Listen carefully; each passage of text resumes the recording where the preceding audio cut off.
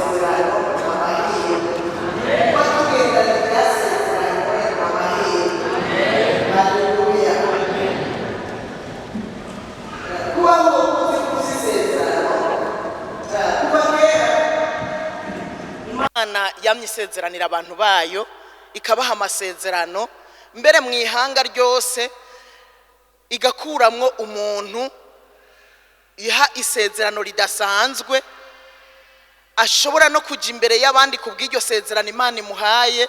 Ariko Imana iratanga n'amasezerano muri rusange, natwebwe hano niko biri burya. Ndazi yuko hari amasezerano dufise kubw'ishengero, kubw'uyu muryango turimwo hari amasezerano dufise, ariko kandi nanjye ndafise yanje ku ruhande rwanje, nawe urafise amasezerano yiwawe ku ruhande rwawe.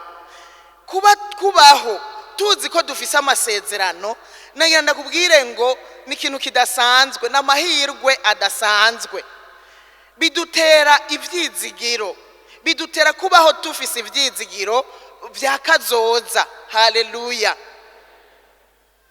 Kubaho dufise amasezerano n'amahirwe. Iyo tuvuze kugira ivyizigiro canke kumva wegamiye Imana canke ufitiye confiance Imana mu bintu vyose, mu kintu cyose, nagira ndakubwire ngo biterwa nuko ufise ikigutera ivyo vyizigiro. Amasezerano bishimangira ku masezerano ubufise. Urabaho ufise ivyizigiro mu Mana, ukabaho wumva ataco kunyiganyiza muri yo, nukubera amasezerano. Nagiye kwiga sanga mu bibazo bitandukanye tugenda ducamwo, tubura gushikama, tugata ibitabapfu ku bantu, tukihebura, tukaranduka imitima, tukavuga nayo tutovuze, tugakora n'ivyo tutokoze. Mu bibazo tugenda ducamwo kubera iki? Kubwo kutamenya no kutibuka kufisa amasezerano. Burya wo kwama wibuka ko hari amasezerano ufise, ndakubwije ukuri woshikama, cyane cyane wibuka uwagusezeraniye.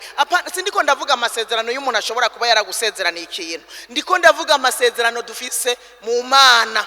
Ivy'Imana yadusezeraniye ni vyinshi, birakomeye, birahambaye, ku buryo atacari gikwiye kugutera ubwoba. Najewe ntacari gikwiye kuntera ubwoba. Rero ibibazo tugenda ducamwo, tugira ivyizigiro mu Mana, hanyuma tukumva turashikamye, tukumva dufise amahoro, tukumva dufise ituze, kubwo kwibuka icyo Imana yasezeranye. Rero kuba dufise amasezerano n'amahirwe adasanzwe. Haleluya! Bitwugururira umuryango w'ivyizigiro wo kubaho mu vyizigiro twizigiye Imana.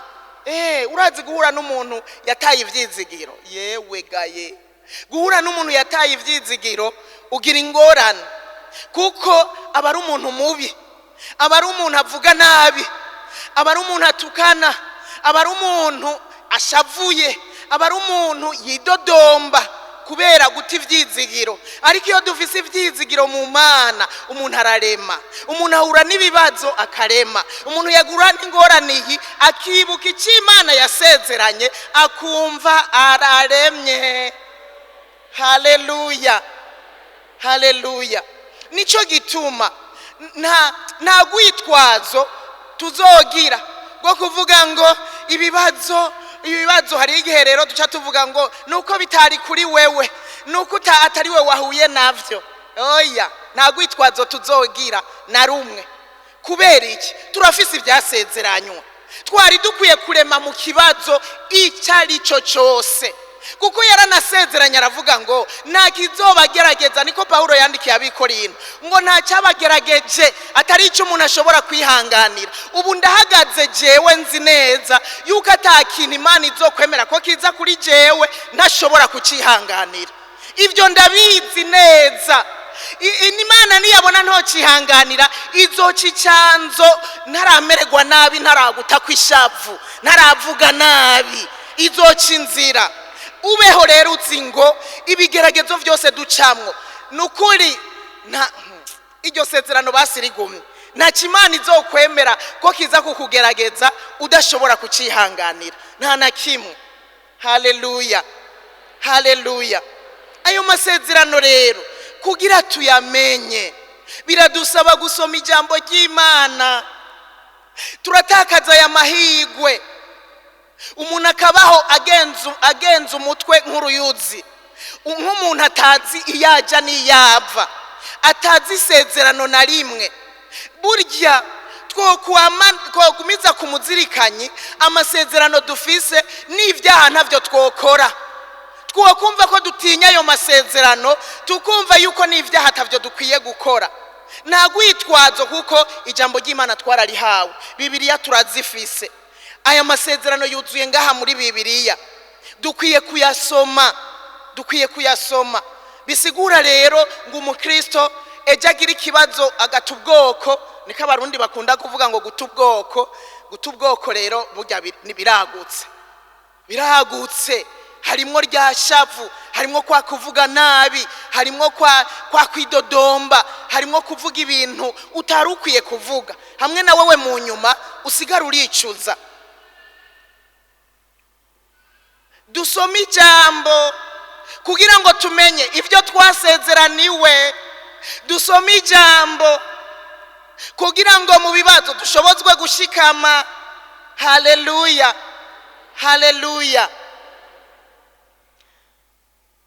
Twasomye iri jambo ry'Imana rivuga ngo ivyo vyatumye shaka gushimikira aduha ivyo vyasezeranywe, ivyo yasezeranye vy'akabura rugero bihambaye cyane.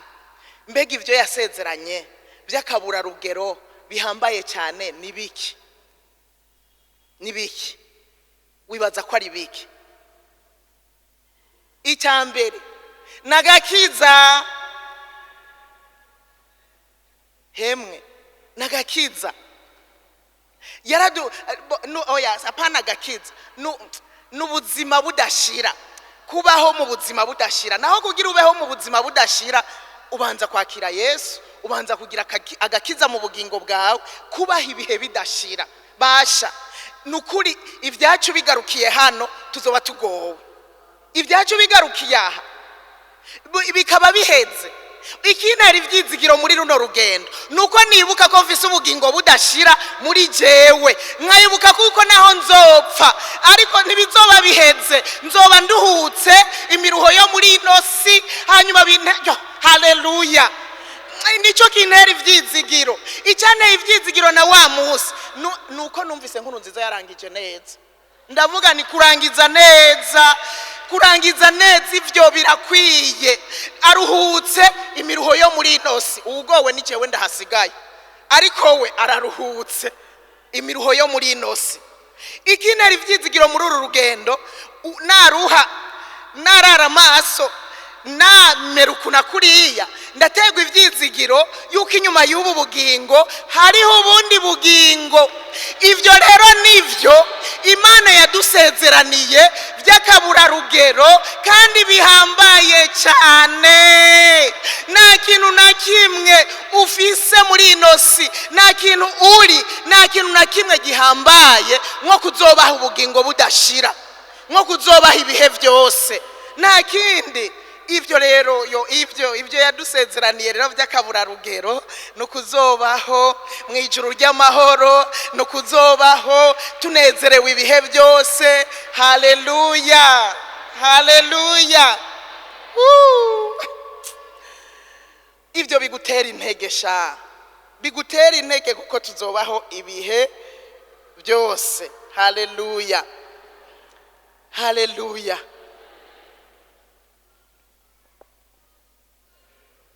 Petero yandikiye ibi ishengero ry'Imana kugira ngo bareme, kugira ngo basubizwemo intege, bibuke yuko hariho ibihambaye bisumba ivyo barimwe ako kanya. Bibuke ko hariho ivy'Imana yadusezeraniye vy'akaburarugero. Mbega akaburarugero muravyumva? Kubura uko bivuga, kuba birenze ukabura nuko bivuga, kandi bikaba bihambaye gose. Kwari kugira ngo ishengero rireme. Nanje muri kano gatondo ndaje kukuremesha, hariho ivy'Imana yasezeranye vy'akaburarugero bihambaye gose. Hari ivy'Imana yasezeranye bitashobora kungana n'ivyo abantu bashobora kudusezeranira. Abantu hari igihe badusezeranira ngo bazotugirira neza, abantu hari igihe badusezeranira ngo bazodufasha ibi na biriya, ariko nibishobora kuba ibi by'akaburarugero. Nibishobora ivyo banadusezeranira n'ibintu by'akanya gato tuzosiga hano, ariko ivy'Imana yadusezeraniye ni ivy'ibihe bidashira. Ivy'Imana yadusezeraniye nivyo kuzobana nayo ibihe byose. Turi mu mahoro, turi mu munezero, atagusonza, atagukena, atakuruha, atakurara amaso ngo naraye maso, ngo nakoze narushe. Ese ubutame bwo muri ino si buragahera. Hazuma yuko Imana hariho ivyo yadusezeraniye by'akaburarugero bizotuma turuhuka ibihe byose. Haleluya. Nezerwa vrema, twenga vrema. Hari icyo Imana yadusezeraniye, kandi ivyo yabisezeraniye abamwakiriye bose, abakiriye Yesu nk'umwami n'umukiza. Ni isezerano ryacu twese, ntujyanjanjwe ko. Ikindi gihe tuzovugana ukuntu tudakwiye kujyanja icyo twokora. Mbega tubigenze gute iryo sezerano ntiriduce mu myanya y'intoke?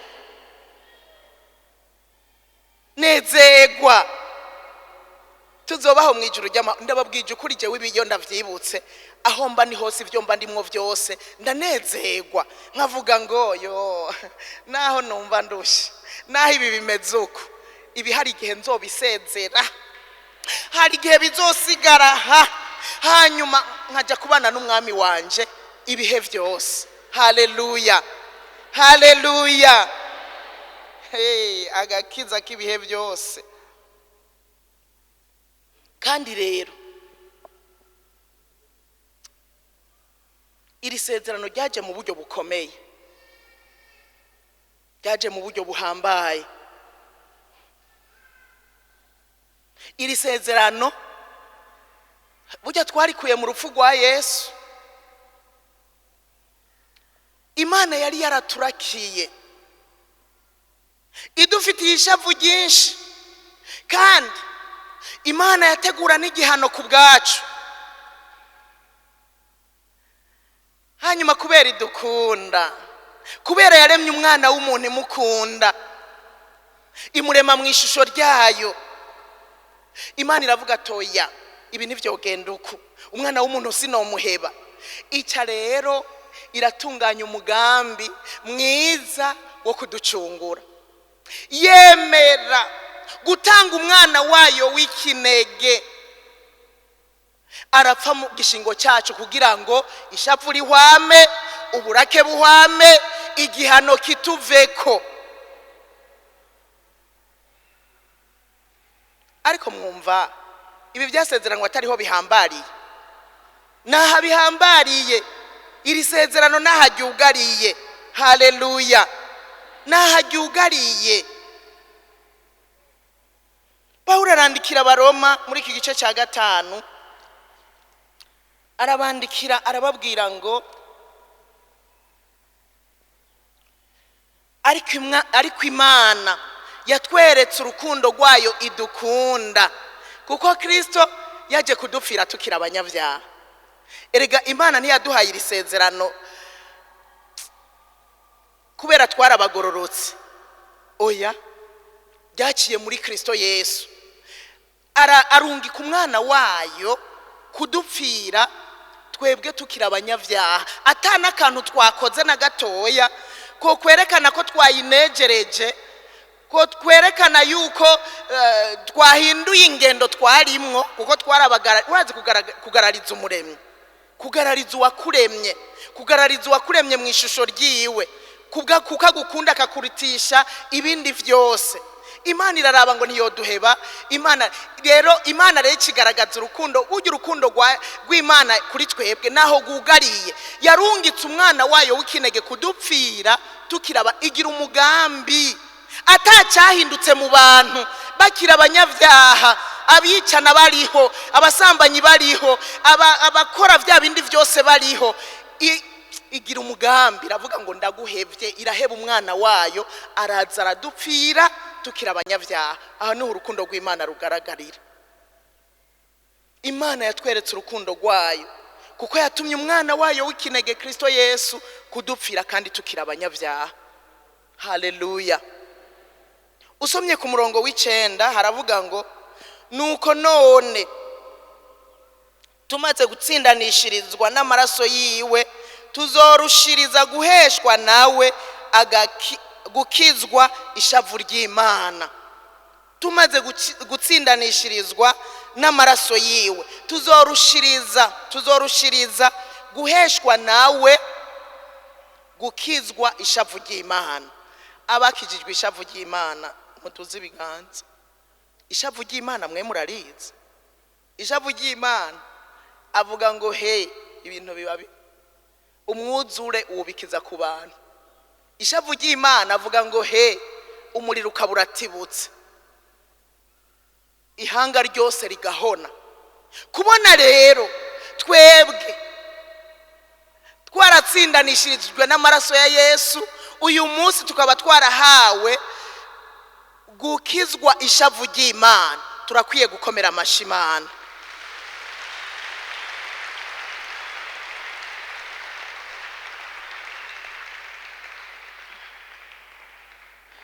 Yadukoreye ikintu gikomeye, yadukoreye ikintu gihambaye. Ishavu ry'Imana, nk'ubu Imana yovuga ngo irarakiye Uburundi, mukanya isase Uburundi bwo babufutanganye. Imana yovuga ngo irarakiye umuryango w'umuntu umwe muri twebwe, mukanya isase umuryango ubufutanganye. Rero kubona twarakijijwe ishavu ry'Imana n'ubuntu twagiriwe, nico gituma kuyishima, kuyihimbaza bikwiriye imisi yose yo kubaho kwacu, kuko hari ico yakoze ku bugingo bwacu kugira ngo dushobore kuba turiho jewe nawe kuri uyu munsi. Usomye mu gice cya 6 hanyene mu Baroma ku murongo wa 23 harabivuga neza, haravuga ngo ingero y'icyaha n'urupfu, ariko ingabire y'Imana, ingabire yaduhaye, ingabire y'Imana n'ubugingo budashira twaboneye muri Kristo Yesu, n'ubugingo budashira twakuye muri Kristo Yesu. Haleluya.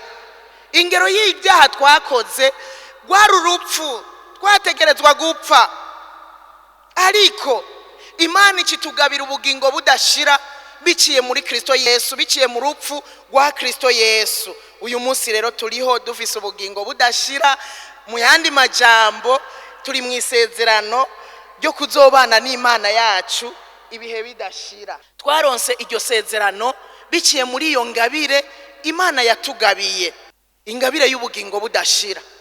Isezerano rero turarifise ko tuzobaha ibihe bidashira tukabana n'umwami wacu. Haleluya. bize bidutera umunezero kandi bidutere gushikama muri runo rugendo. Tureke gukebaguzwa, tureke gutakaza umwanya, uko turafise isezerano ko tuzoza kubana n'umwami wacu ibihe bidashira. Twosamara tubandanije gusamara, turashobora gutakaza ayo mahirwe twaronse yo kuba dufise iryo sezerano yuko tuzoba mwijuru ibihe byose. Turashaka kubitakaza mu kanya gato. Ni bangahe barangiza nabi bari barakijijwe, bari barakiriye Yesu nk'umwami n'umukiza, kubwo gusubira inyuma, kubwo kusubira mu vyaha, umuntu agaca ahabwa yangero y'urupfu, urupfu rw'ibihe byose, kandi hariho ingabire yari yarakiriye y'ubugingo budashira. Ukaza usanga umuntu aratakaje, arahombye mu kanya gatoya. Imana idufashe cyane, Imana idushoboze kwitwararika kuzigama iryo sezerano twasezeraniwe. Rero turafise n'ayandi masezerano menshi. Hari masezerano ajanye n'ibigaragara n'ivyo mu buzima bw'ibigaragara, n'amasezerano menshi y'ivyo mu buryo bw'impwemu. Imana ayo masezerano yose yayaduhaye mu ntumbero yo kugira ngo tubeho neza, tukiri muri uyu mubiri dushobore kubaho neza. Turafise amasezerano ajanye n'ivy'umubiri, n'ivy'umubiri. Ayo nayo turakwiye kuyamenya kugira ngo tukiri muri uyu mubiri tubeho nyene dufise ivyizigiro muri twebwe. Haleluya. Yesu abwira abantu, ishengero ryari rikoranye n'abigishwa biwe barimwo, arababwira ngo ariko muze mubanze mwitwararika ivy'ubwami bw'Imana. Acarongera ko isezerano rivuga ngo ibindi niho, hari akantu kavuga ngo niho ibindi byose muzovyongerwa. Arababwira ngo igikomeye ibintu bihambaye nukwitwararika ubwami bw'Imana. Ubwo bwami muzoja kubamwe ibihe byose mu bwitwararike, ariko munareme mu bwitwararike muremye, murondera ivy'ubwami bw'Imana muremye, ibindi byose muzovyongerwa. Iryo si isezerano. Turafise isezerano yuko vyo mu mubiri tuzovyongerwa, bizodukurikira, ni inyongera. Nitwitwararika ibikorwa vy'Imana, nuhangayike, niwaja mu bikorwa vy'Imana ntugire ubwoba, kora. Turafise isezerano kandi ukwiye kurimenya. Utarimenye ucuvuga ngo oyaye sinokorera Imana, no hava nicwa n'inzara, sinokorera Imana, ugasanga wabivuyemwo. Wasonza rimwe uno munsi ugaca wibaza ati noneho karabaye.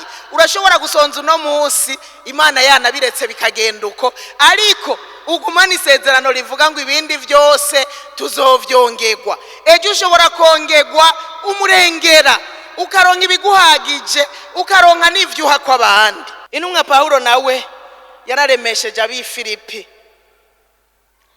mu gice cya 4 umurongo wa 19, arabaremesha n'ijambo rivuga ngo kandi Imana yanje izobamara ubukene bwanyu bwose nk'uko itunga ry'ubwiza ryayo riri ryo muri Kristo Yesu.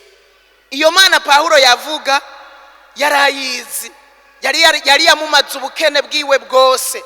Acararemesha n'abi Filipi, Imana yanje jewe. Usomye haruguru yari karababwiranye n'ibijanye n'ivy'umubiri, guhana, bari bamugemuriye, bamuhaye ivyo abakristo begeranije, ariko arababwira yuko yize guhaga, yiga gusonza, yiga vyose nyene, yuko arabumbwa n'ivyo afise. Hanyuma mu kubahezagira rero ababwira aya majambo aravuga ngo kandi Imana yanje jewe. Imana ya yindi yanyigishije guhaga, ikanyigisha gusonza, ikanyigisha kubumbwa n'ivyo mfise, iyi Mana yanje izobamara ubukene bwose. Rega iryo ni isezerano, izobamara ubukene bwose. Basi niwabona umengo biracanganye, ubuze ivy'urya, ubuze ivyo ukoresha, uze wibuke ko Pawulo yaremesheje abi Filipi arababwira ngo Imana yanje izobamara ubukene bwose, kandi nanje Imana yanje izobamara ubukene bwose. Haleluya. Nk'uko itunga ryayo riri ryo muri Kristo Yesu, ibicisha muri Kristo Yesu. Ibi rero n'amasezerano y'abakiriye Yesu, kuko ni itunga ryo muri Kristo Yesu. Haleluya. izobamara ubukene bwose. Ibi byose Pawulo yabibwira aba bantu b'i Filipi, naho nyene hari mu ntumbero yo kugira ngo babeho mu buzima busanzwe, babeho mu buzima bwo kubaho kwa misi yose baremye. Turavize amasezerano yo mu buzima bwa misi kugira ngo tureme, turindire wa munsi wo kuzoza kubana n'iyo Mana yacu turemye, dutuje, tudahagaritse imitima. Haleluya, haleluya. Kandi Pawulo ntiyababwira ibyo ibizobabeshaho gusa. Pawulo yashaka no kubabwira yuko bazoronka ibibabeshaho ariko bakaronka n'ibifasha abandi. Burya umunyamugisha nyamugisha arahezagirwa hanyuma agaca abafasha abandi. Rero ni wanabironka nuzu vyigungane, hezagirwa, Imana yanje izokumara ubukene bwose, ariko uzuheko n'abandi, uzocuhako n'abandi. Imana iratanga umusesekara, itanga umusesekara hanyuma kugira ngo duce dusangira n'abandi. Pawulo arasubira yandikira abikorinto igice gira kabiri yabandikiye aha mu gice c'9 umurongo w'8, kandi Imana ishobora kubasesekaza ko ubuntu bwayo bwose kugira ngo murushirize gukora ivyiza vyose mufise ibibahagije vyose. Haleluya. Imana dukorera irashoboye kubasesekaza ku buntu bwayo, irashoboye kubarunda kw'ivyiza vyose, irashoboye kubaha umugisha usesekaye. Haleluya. Iyi Mana twizeye irashoboye kubasesekariza, kubaha ibisesekaye, irashoboye kubasesekaza ku buntu bwayo. Haleluya. Kugira ngo murushirize gukora ivyiza vyose mufise ibibakwiye vyose, kugira ngo turushirize no kuyikorera dufise ibidukwiye vyose. Haleluya. Irabishoboye. Uyu munsi ushobora kuba udafise ariko ejo ukaronka, kubera iyi Mana irashoboye gusesekaza ubwiza bwayo kuri wewe, gusesekaza ubuntu bwayo kuri wewe, ukaronka ibiguhagije bisesekaye ushobora guhako n'abandi nk'uko nariko ndabivuga. Haleluya. Aya masezerano nayo kugira ngo nitubeho twihebuye. Uyu munsi akantu gatoya ngo utangure kumva noneho biracitse. Oya, irabishoboye kuguhezagira, ikaguha umusesekara ukaronka n'ivyuha abandi. Irabishoboye gose, irabishoboye kukumara ubukene bwawe bwose, irabishoboye ubukene bw'umubiri, irabishoboye kuko wava wiyumvira ngo ndiko ndavuga ubukene bwo mu buryo bw'imwemu gusa. Oya, byose irabishoboye kukumara ubukene bwo mu mubiri, ikakumara ubukene bwo mu mwemu, hanyuma kugira ushobore kubaho neza. Tukirindiriye wa munsi wo kuzoja kubana, wo kwinjira mu isezerano nyakuri. Haleluya. Usomye ku murongo wa 11 muri Hicete nyene yandikiye abikorinto, aravuga ngo namwe muzotungishwa muri vyose ngo mugire ubuntu bwose butume dushimisha Imana. Reka ni muvyakire. Namwe muzotungishwa muri vyose. Harahiriwe umuntu ariko aravyakiriye isaha avuga ngo ego ndavyakiriye ngiye gutungishwa. Jewe ngisoma ya majambo navuze nti nasha ndavyakiriye jewe biheri wanje, navyakiriye nzotungishwa muri vyose. Apana ko ngira ico nkehaniwe kimbuza kuyikorera, nzotungishwa muri vyose. Ariko na wewe isezerano ni ryawe, uzotungishwa muri vyose kugira ngo mugire ubuntu bwose butuma dushimisha Imana. N'abatubonye vy'ukuri bakavuga ngo uwo muntu nukuvuga abantu bakiriye amasezerano y'Imana aya nyene dufise mu ijambo ry'Imana bakayabamwe, nukuri n'ubabonye hanze aravuga ngo uyu muntu ahagaze mu isezerano. Ere gusanga atakwiganyira abafise ekayi nta kwiheba ko mu mitima bagira. Oya, bafata isezerano bakavuga ngo Imana iki ndakibuze uyu munsi, ariko isezerano mfise ni yuko nzotungishwa muri vyose, nzotungishwa muri vyose. Niki mbuze uyu munsi ejo kiraza ukagihamagara nk'ufise isezerano. Erega atasezerano numenye n'ukuntu usenga, ata wewe okwishuza ivyo utazi. uwuzi isezerano agera ahantu akaryishyuza akavuga ngo none ko mbona mbuzi ibi kandi wavuze ngo uzodutungisha muri byose, n'ibi navyo binzanire mu izina rya Yesu, kandi bizokwambara amababa bize bigukurikire. Haleluya. Amasezerano tuyagumye na yacu. Imana yaraduhaye umuryango ariryo shengero. Biciye mu ishengero rero, muri ino shengero turaremeshwa. Hari igihe turaremeshwa iyo umuntu akeneye indemeshanyo arayironka iturutse muri bene data. Iyo umuntu akeneye gushigikirwa arashigikirwa biciye muri bene data. Mu bisanzwe Imana yaduhaye umuryango mwiza. Ninde yemera ko dufise umuryango mwiza? Nanje ndavyemera. Muri uyu muryango twaronse abavukanye, muri uyu muryango twaronse abavyeyi, muri uyu muryango twaronse abana. Hariyo abantu bagize umugisha kuva bari muri uyu muryango. Erega ivyo waronse uri hano wabironkeye mu muryango. Baronse amazu, baronse amamodokari, abandi baronse imvutano, abandi baronka ibitenge, abandi baronka amakanzu. Muri uyu muryango twarahahezagiriwe. Haleluya. Twarahahezagiriwe. Jewe narafashe akanya ndiyumvira ivyo naronse ndi muri uyu muryango. Abandi baronse abagore, abandi baronka abagabo muri uyu muryango nyene. Abandi baharonkeye abana, abandi baharonkeye akazi. Muri uyu muryango Imana yaduhaye twahagiriye umugisha udasanzwe. Haleluya. Twahagiriye umugisha udasanzwe. Twaharonkeye byinshi, twaharonkeye iby'akabura rugero. Haleluya. Jewe narafashe akanya ndiyumvira ubutunzi twaronkeye muri uyu muryango. Nsanga Imana yanshikije ko isezerano yabwiye Petero. Hamwe Petero yamubaza ati mbega mwami, none twego twahevye byose tukagukurikira tuzoronka iki? Hanyuma Yesu aca mu isezerano. Ibi twabikuye muri iryo sezerano basha. Nico gituma amasezerano dukwiye kuyafata nka nkama. Ibyo byose twabikuye muri iri sezerano. Aca aramubwira ngo umuntu yahevye inzu, umuntu yahevye se, agaheba nyina, agaheba mushikiwe, agaheba musaza we, agaheba uwo bavukana, agaheba itongo. Nimuzi ko n'amatongo tuyatanga mu nzu y'Imana. Agaheba itongo, agaheba vya bindi byose. Ariko acaravuga ngo kubwanje no kubw'ubwami bw'Imana aravuga ngo azobishumbushwa. Usomye muri Mariko niko havuga, ahandi avuga ibindi. Aravuga ngo azobishumbushwa incuro 100 muri inosi, ariko ahabwe n'ubugingo budashira.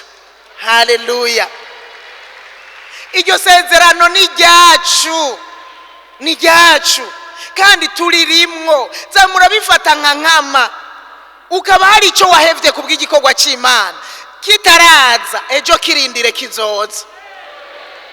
Ukaba waradepanshije amafaranga yawe mu gikorwa c'Imana, uratanga ugira twubakura urusengero rusa kuno kuntu. Ukaba waraguze n'intebe nimwe, ukagura itapi, ukazana ishugwe aya mashugwa yazokora azotanga umugisha pe. Ukaba waraguze igise, akantu kose ushobora kuba waratanze mu nzu ukabikora kuko ukunze izina rya Kristo. Nagira ndakubwire ngo we gusa rindira uzuraba kayazwe. Uzohezagirwa, Imana izogushumbusha kubera nirya ideni. Kandi ivyo ubonye bitanaje, ufise uburenganzira bwo kuvyishuza. Ukavuga ngo siwe wavuze ga Yesu wewe nyene, siwe wavuze ngo abahevye ibi abagaheba ibi bagaheba ibi kubw'ubwami bw'Imana, siwe wavuze ko bazobishumbushwa. Urashaka umwishuze, azobiguha. Hari amahera watanze, yishuze. Nimba ataraguha ishuza. Wayatanze kubw'ubwami bw'Imana, wayatanze utidodomba, yishuze. Muntu w'umwizigirwa mu kigira 10 n'amashikanwa yishimwe, ukabura umwizigirwa, ejo ukaburanirwa n'akantu na gatoya urafise uburenganzira bwo kumwishyuza. Yarabivuze ngo tutange ibigira 10 n'amashikanwa bishitse tubitange mu bubiko. Turaba ukuntu rero adusesekariza umugisha wiwe, awucuncubura. Gucuncubukwa ni bimwe bikoroka bikurikirana, bikaza n'ibindi bigaca biza n'ibindi bigaca biza. Haleluya. Ukaba rero urumwizigirwa mu gutangira Imana amashikanwa yishimwe, mu gutangira Imana ikigira 10. Ndakwinginze nuzuburanirwe ngo uvyemere, mwishyuze umubwire uti niwe wasezeranye ngo uzocuncubura umugisha, nanjye nakubereye umwizigirwa mpa rero mu mugisha wanje. Haleluya. Ingorane nuko mbona mwabihinduye. Ingorane ni mu gitanga ikigira 10. Bahaca mwafashwe n'ibiki? Habaye iki ko abizigirwa mu gutanga ibigira 10 n'amashikanwa yishimwe basigaye ari bake? Byagenze gute? Guhembwa amafaranga yose ugacisha ku wepfu, wafashwe n'ibiki? Uriko wikwegera umuvumo. Uwo muvumo murawuvumwe bantu mutariko muratanga ishikanwa gishimwe, murahezagirwa fye. Mwahembwa ku kwezi guheze mukarya. Uwo muvumo murawuvumwe n'akazi kanyu. Nimwuguruza umugisha ku bugingo bwanyu.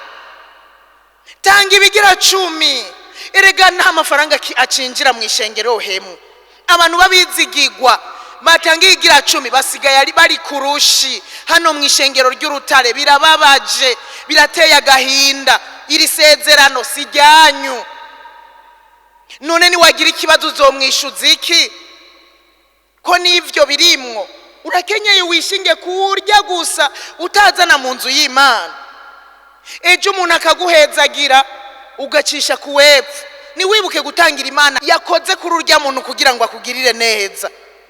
Iyo abantu barondera akazi tukarondera turira, umuntu akarira icompa akazi, icompa hari n'abashirako Mana wo kampa no gutangira ishikanwa gishimwe, wonduza nkaronka kijya kibanza no gutangira ishikanwa gishimwe, no bigaherera iyo. Harabagize umuvuduko w'isake, baratanga uyu munsi bazimye. Ninde yakuroze? Nivyo Paulo yandikiye abigarati, ninde yabaroze kugira ngo mureke gutanga ibigira 10? Erega kudatanga ibigira 10 buri kuri kwegera umuvumo. Habaye iki? Ndafise ubwoba bwuko tugiye gutunga ishengero ritagira umugisha kubwo kudatanga ibigira 10, kubwo guhezagirwa. Abantu bagakora ibiraka bagahezagirwa. Ishikanwa gishimwe wapi? Niba nazane ikiraka ntawe uzobimenya, ntawe uzomenya ko nahezagiwe, ntawe uzobimenya. Imana yabibonye ko baguhezagiye. 100 wariye, amajana ngahe baguhezagiye wariye. Hemwe uri kurazibira umugisha, uri kurazibira iyo biva. Hanyuma ejo ukabura ukajya gutatabiza, ntibakimbona. Urumva nahora ndonka ibi ubu sinyironka, ukajya kwidodomba. Naho niwe wizibiriye ko wewe nyene ubwawe. Imana idufashe by'ukuri. Uyu munsi ukwezi guheze turafyura amaso. Erega ayo mafaranga mutanga nayo kwagura ubwami bw'Imana. Ayo mafaranga mutanga nayo turiko turakoresha ibikorwa by'Imana. Burya rero iyo udatanze umenye ngo hari igikorwa cyahagaze. Wewe nyene ubwawe uzumenye ngo hari igikorwa nahagaritse ko gikorwa. Ibaze ureka gutanga, umunsi uzoza ugasanga izo ntebe ntizihanaguye. Ko mbona dutanga amahera kugira bahanagure, umunsi woza ugasanga iyitapi yuzuye ko ivyondo woca hano naho basigaye bari umwanda. Abantu bahana. Umunsi woza intebe idahanaguye impuzu yawe yera, ukaza wumva bakubwiye inyuma wacafuye. Ivya hano navyo n'abahari bahanagura. Oya duhanagurisha ajya amafaranga utanga. Aya mafaranga utanga niyo duhanagurisha intebe. Aya mafaranga utanga niyo tuhanagurisha aya matapi nubone ngo asuku. Burya iyaba hatari utwuma twa kijambere ducisha ko ku munsi ntihaba hasuku. Aya mashugwe mwibaza ngo abasuko. iyo ataba hari abantu baza barasukamwo utuzi baza barahanagura, wowe urazi ko uri ku kazi, wowe urazi ko uri mu isoko, wowe urazi ko uri kurakora bya bindi. Zana duce dukora ibi navyo. Niwaza usanga intebe muraza mukicara ku ntebe mukaneza vya kijambere mutazi iyo zavuye. Ndashaka ko mugira umugisha, ibi ndabivugishijwe nuko nshaka ko mugira umugisha. Ndacyari mu masezerano, twarasezeraniwe yuko uzotanga azohabwa. Uzotanga kubw'igikorwa c'Imana azoshumbushwa mbere umurengera. Iyo ukorera Imana rero ubikora unezerewe. Haleluya. Ubikora unezerewe. Ariko rero n'imiburiburi banzu umwizigirwa ku kigira 10. Abantu mwabihevye ndabinginze ni kuneza yanyu nukuri wongere wikubitagashi. Ivya Sezari uhe Sezari, ivy'Imana ubihimana. Ivy'Imana ubihimana. Aho ni kuneza yawe n'iyabana bawe, ni kuneza yawe niyo ubugingo bwawe. Ni wankiriza ubugingo bwawe kubwo kudashitsa ic'Imana igusaba gushitsa. Yarasezeranya aravuga ngo nzobacuncuburirako umugisha muburaho mu bukwiza mbere muce muhako n'abandi. Haleluya. Zana mu bubiko, si muguha ibimuga. Oya, nituyashira ibimuga, nituyashira biwacu bakenye. Ikigira 10 urakizana mu bubiko, abandi ugacubaha kuri yayandi. Kandi kubera Imana ari umwizigirwa ikikugwiriza, nuzohavuga umubona ngo ninabaha arahera bahe, hanyuma here igucuncuburireko umugisha wayo irawufise ikwiriye. Haleluya. Jewe nari ntanguye ndiko ndivugira Petero gusa niwe yarafise amakenga. Aramukurikira Yesu, yasize umugore, asiga isenga ziwe, asiga abavyeyi, aravyiyumvira ati none ibi bintu bizotugezahe. Niho yabaza Yesu ati none ko twasize vyose tukagukurikira amaherezo naya. Yesu rero niko kubaha iri sezerano rikomeye cyane, rirakomeye. Ati nawahevye ibyo byose nadondaguye kubwanje no kubw'ubwami bw'Imana atazobishumbushwa incuri jana muri inosi, ariko kandi ahabwa ubugingo budashira. Haleluya. Abahevye ivyabo kubw'igikorwa c'Imana mugiye kubishumbushwa umurengera, ariko muri kumakumirako ivyo mwari guha Imana muriko mwikwegera umuvumo. Imana idufashe by'ukuri, idufashe nibibe biruko muri wewe. Imana idutabare. Haleluya. Imana idufashe kandi cyane gose. Haleluya. Hari indi ndemeshanyo Pawulo yahaye abi Filipi muri igice cya 4 umurongo w'7. Indemesho yabahaye ariko kandi nisezerano. Arababwira ngo maze amahoro y'Imana aruta uko yomenywa n'umuntu wese azoshibamira imitima yanyu n'ivyiyumviro vyanyu muri Kristo Yesu. Haleluya. Muri Kristo Yesu. Iri ni sezerano kugira ngo tubeho amahoro muri inose. Iri ni sezerano twahawe. Ukumva ubuza amahoro mwishuze umubwira uti we wadusezeraniye amahoro aruta uko yomenywa n'umuntu wese, yuko azoshibamira imitima yacu n'ivyiyumviro vyacu. None ko muza amahoro ayo yose n'amasezerano nariko ndababwira ajanye no kubaho kwa misi yose, ajanye n'imibereho ya misi yose. Ukwiye kumenya kugira ngo ntiwicurikire, ukwiye kumenya kugira uzura yatura uyishuza n'Imana mu misi yo kubaho kwacu. Ube muri ino subuza amahoro, kandi amahoro yarayadusigaranye. Yaravuze ngo amahoro yanje ndayabasigaranye, amahoro ya Yesu yarayadusigiye. Ni ntaco tumutagira amahoro. Ubuza amahoro warukwiye kwibuka iryo sezerano ukavuga ngo yaradusigiye amahoro mbere bitakara yatugabira, kandi we ntagaba nkuko abisi bagaba ngo atunyage. Icyanyaza amahoro si Yesu, ariko ni wa mugwanizi, kuko Yesu yavuze ngo ndabagabiye kandi singaba nkuko abisi bagaba, ndabagabiye mugumye nyene bibe muri mwebwe. Ubuza amahoro rero warukwiye kwibuka yuko uyanyazwe na wa mugwanizi atari Yesu yakunyaze. Ni isezerano dukwiye kumenya kugira ngo tubeho neza mu buzima bwa misi yose muri ino si turimwo, tukirindiriye kugaruka ku mwami wacu. Haleluya, haleluya. Uyu munsi abe y'umwisi babayeho mu bwoba. Muri kino gihe tugezemo abantu babayeho mu bwoba, abafise amahera babayeho mu bwoba, abafise amazu babayeho mu bwoba, abafise ubutunzi butandukanye babayeho mu bwoba, baragira ubwoba. kandi nibisanzwe ino si kwe kugiriremwe amahoro bisaba ko abara yavuye kuri Kristo. Abantu babayeho mu bwoba, siko twari dukwiye kubaho twebwe. Oya, twe dukwiye kubaho mu mahoro. Abantu nibakubaza ati mbega ko mbona unezerewe, uzoca ubishura nka wa muririmbyi ati ni kubera mfise Yesu, ni Yesu yangiriye neza. Haleluya. Uwo munsi barambaza mbega kutwenga, ni jewe ndatwenga kuko mfise amahoro. Mfise amahoro adafatiye ku bintu noba mfise amahoro adafatiye ku kintu na kimwe, numva dudubiza muri jewe. Nico gituma nyene meze ukumeze.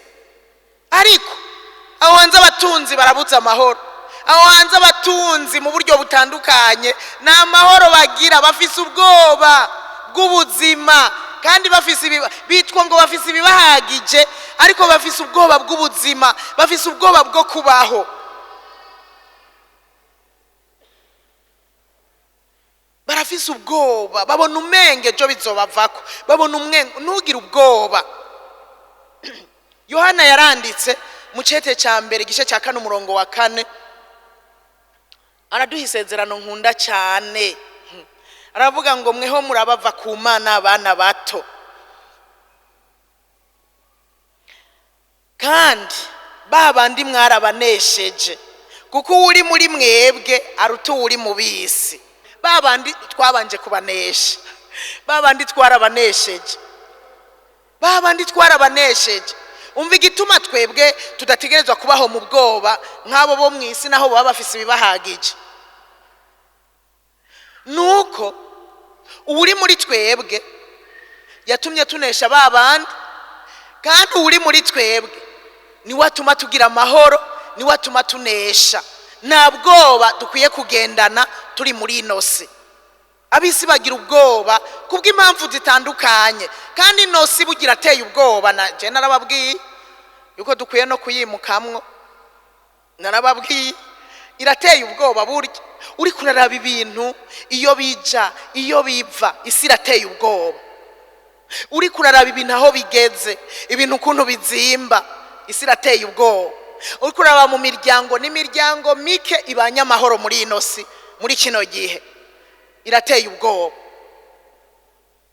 Ibigwara uzubona vyadutse, urabona iyi myaka yari iheze kuva ryari biguma bizunguruka tutava mu mazu ngo vya corona. Iyi si irateye ubwoba. Ariko kubera uri muri twebwe ntidukwiye gutinya, twebwe ntidukwiye kugira ubwoba nka babandi. Dukwiye kubaho mu mwidegemvyo n'amahoro biva ku Mana. Twe tukatura ivyizigiro, tugatura ngo nubwo bimeze uko imbere ni heza, tugatura ngo nubwo bimeze uko iyo turiko turaja ni heza. Erega twe tuba tubona iyo turiko turaja kubwa ryasezerano dufise. Yesu yaravuze ngo ngiye kwa data, muhira kwa data hari amazu menshi, yaba atariyo mba ndabibabwiye. Nzogaruka kubajana kugira ngo ahondi namwe muhabane nanje. Yaradusezeraniye yuko azogaruka kutujana, azoza kutujana, kandi ko yavuze azobikora. Hariho n'ibindi yavuze yarabishikije, nico naco azogikora, azogaruka kutujana. Ariko twaremerewe yuko hariho abasinzira n'itiro ry'urupfu.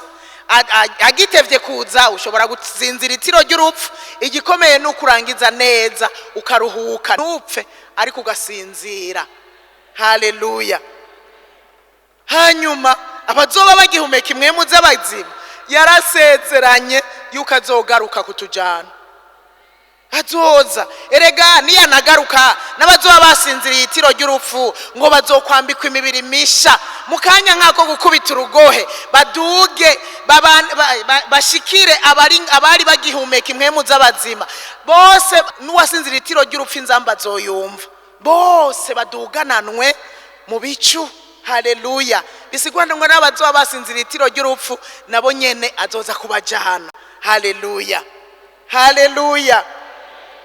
Nico gituma tudakwiye kubaho mu bwoba, ariko tubeho dufise ibyizigiro yuko iyi si azoza kuyidukuramwo atujane. Yesu nashimwe. Ngira ndakwibutse gusa kubaho dufise amasezerano n'amahirwe adasanzwe, n'amahirwe, kuko ibyasezeranywe bidutera ibyizigiro. Kubaho turi mu byizigiro nico gituma ari amahirwe adasanzwe. Ugende rero wibuka ibyo wasezeraniwe, uza urasoma ijambo ry'Imana wibuka ibyo wasezeraniwe. Iyi Bibiliya yuzuyemwo amasezerano yacu gusa, kandi by'ukuri jewe igihe cyose habaye ikintu nkibuka icyo Imana ivuga, nkibuka isezerano, narumva ndemeshejwe. Na wewe wame wibuka ibyo Imana yasezeranye, wame usoma ijambo ry'Imana, kandi ntidusome ngo twibagire, ariko twibuke ibyo Imana idusezeranira. Ariko iri sezerano rimwe gusa rivuga yuko tuzobaho ibihe bidashira, tuzobana n'umwami wacu ibihe bidashira.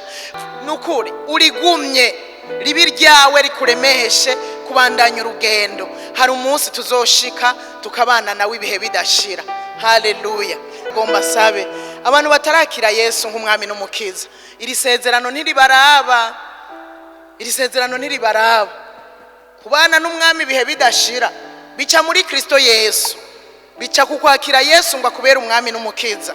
Ukaba uri hano rero utarakira Yesu, uyu munsi ntuve hano, ndabigusabye utamwakiriye kugira ngo uronke isezerano bicitwe uyu munsi. Isezerano rica ribi ryawe n'iryacu twese hamwe, hanyuma umenye ngo nzobana n'umwami ibihe bidashira. Ture aya majambo muyasubiremwo mushize amanga, wumva icyo uri kuratura ico arico, ubikorana umutima wose. Usubiremwo aya majambo uvuge ngo mwami Yesu, uyu munsi ndafashe ingingo numvirije ijambo ryawe yo kukwakira kugira ngo umbere umwami n'umukiza w'ubugingo bwanje. Ndafashe ingingo yo kugukurikira, kandi ngiye gukunda ibyo ukunda nanka ibyo wanka. Mwami Yesu, ndaguhaye ubugingo bwanje, ubuganze ubutegeke. Ndagusavye imbabazi ku byaha byose nagendeyemwo, ubimbabarire kandi sinzobisubira. Uhereye ubu ngiye kugendera mu ijambo ryawe, mbane n'abakunda ijambo ryawe, mbe mu nzu yawe. Nyandika mu gitabo cy'ubugingo kugira niwaza gutora bakwizeye nanje nzobe ndimwo. Mwami Yesu, ndakwihaye kuri uno munsi, uganze ubugingo bwanje. Urakoze mwami Yesu. Amashi menshi tubashire mu maboko y'Imana kugira ngo tubasengere baze bashobore kubandanya urugendo. Baravyemeye. Aha rero murashobora gupfukama tugasenga Imana. Murashobora gupfukama ko mwari mwabikoze, tusenge. Data, mu izina rya Yesu, ndakweretse aba bantu bose kuri uno munsi bahisemwo kukwakira ngo babere umwami n'umukiza ubugingo bwabo. Kristo Yesu, ndagushimiye ko wemeye kwinjira muri no mitima, ukabugiye kuyiganza ukayitegeka. Bayobore rero Kristo Yesu, ni wewe mwungere mwiza, urabayobora ubagendeshe neza. Hari aho bahora bagendera, hari ibyo bahora bagenderamwo kumbure bitaguhimbara. Uhereye uyu munsi babizinukwe, bagendere mu vy'ukunda, bagendere mu biguhimbara mu izina rya Yesu. Ibyaha bya kera turabisezereye, amaraso ya Yesu ndahasenze ngo abeze abatunganye mu izina rya Yesu Kristo. Ubushobozi bwa Mwemu Yera bwinjire mu mitima yabo, ivyamwa vya Mwemu Yera bitangure kubagaragara ko bicitwe uyu munsi nyene buzura amahoro mu mitima yabo, buzura urukundo, buzura umunezero mu mitima yabo. Ivyamwa bizogende bibagaragara ko uzoba ukoze cyane, ari byo vyamwa vya mpwemu yera. Turabakuragije, ubafata ukuboko, ubagendeshe neza muri uru rugendo, muri ino simbi, ubafata ukuboko ubashobotse. Nzi neza ko bazoshobozwa vyose, nawe uzobaha inkomezi. Ubagirire neza rero, ubashobotse. Nibaze batera intambuko basubira inyuma n'umunsi umwe, ariko batera intambuko baje imbere. Uzoba ukoze cyane mwami, uzoba ukoze, uzoba ukoze. Ubagirire neza rero, ubaje imbere, ubafashe baze barangiza urugendo amahoro, baze basozere neza, tuzobane muri rya juru ry'amahoro, tuzorabane muri bwa bwami bwawe, muri wa munezero w'ibihe bidashira. Urakoze, turagushimiye, tugukomera amashi menshi mu izina rya Yesu Kristo, amen.